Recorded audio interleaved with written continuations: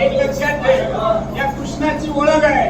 हा, त्याच्या स्कंदी भोवती तो कृष्ण, त्याच्या मस्तकी मोरपीस तो कृष्ण, ज्याच्या कमरेला ही मुरली बासरी तो कृष्ण. पण तुला कृष्णाचं अजून एक ध्यान खातो, जो रागात सुद्धा कायम हसत असतो ना, तो कृष्ण.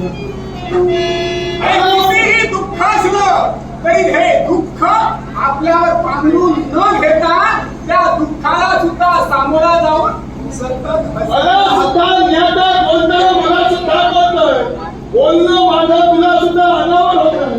पण नाही तुला झालेलं आहे. तू बोलूही शकत नाही आणि सांगूही शकत नाही.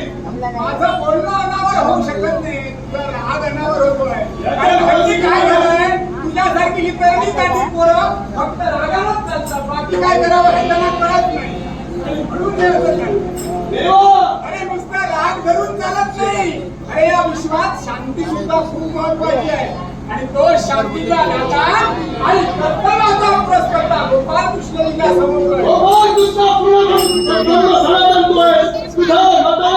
सांप्रतिक किती करतोस मला मान्य नाही. तुला जर मान्य नसेल काय करशील?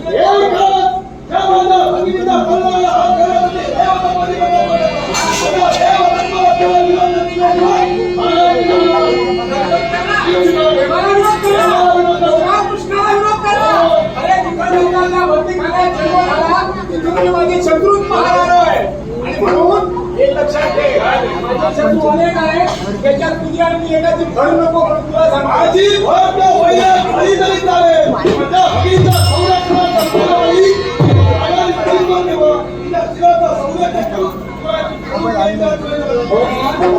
अरे नागाने बोलणार नाही आणि म्हणून